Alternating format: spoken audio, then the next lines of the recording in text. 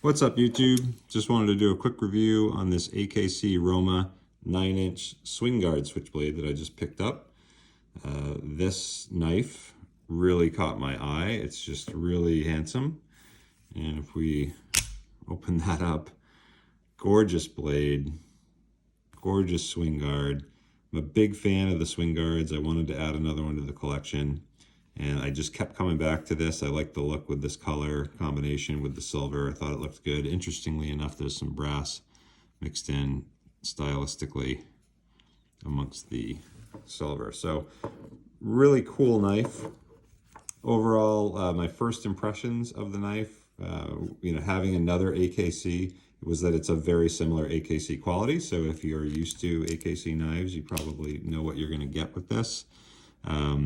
I have a Leverletto, which I would say is just a little bit better quality overall than this, but very, very similar.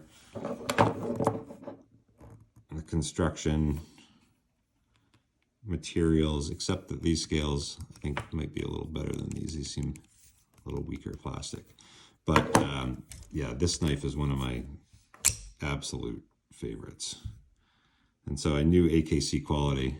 Now this actually says AKC Italy on it, and this one says AKC World, so I don't know, haven't looked into if that's a difference in manufacturing or they just changed it.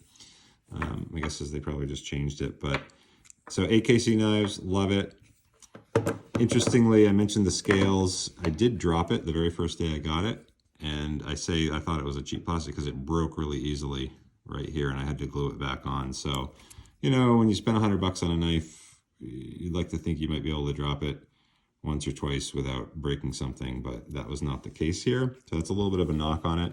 But because they are really thin plastic, the knife itself saves a bunch of weight. So for a big knife like that, it actually comes in under 5 ounces, which I was surprised. I was really surprised to see that.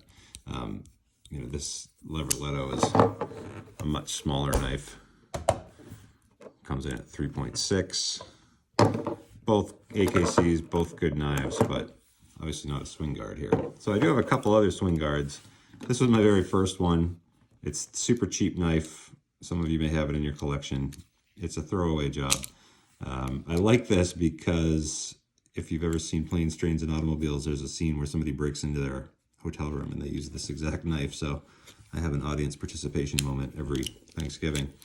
But that was my very first swing guard. Really fell in love with it.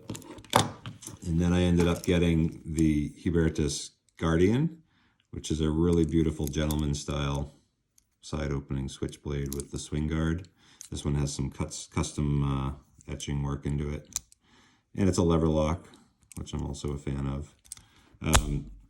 Quality on this knife is really very nice quality.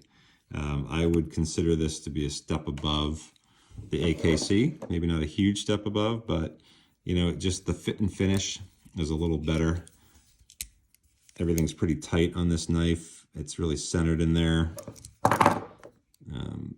This one's off of center, and there's also a little gap here,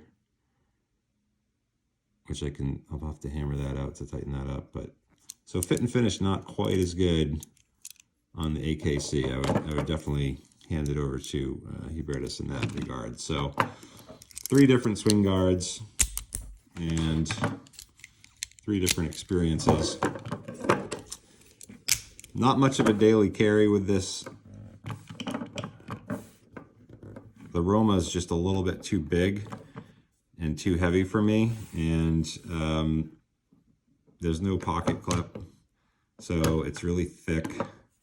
You end up not, really wanting to feel 3/4 of an inch thick. You really don't want to feel that in your pocket all day, at least I don't. So I've carried it around in like a sweatshirt or a jacket pocket, but it's there.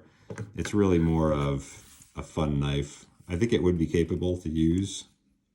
The blades, like as I mentioned, the blade's really nice. Like the blade. I like the lockback as well. I have a lot of the bolster release stilettos, and it's kind of nice to just have a traditional back lock again. It's really, really easy to disengage this. which, you know, I don't know if that's a concern, but I think it might be. So usually, you know, lockbacks traditionally are more difficult to undo. This one really is not. But, you know, it locks up solid. There's no play really in that blade. So I would say if you were interested in this knife, you should go ahead and get it. If you could get it on sale, even better. I'd probably say $75 to $80 would be where I would value this, given the construction quality and what you're getting with it. But that cool factor, man, it's hard to beat that. Thanks for watching. Also, if you want to check out, I started a new page specifically for knives called Main Blades. Put the link in the video.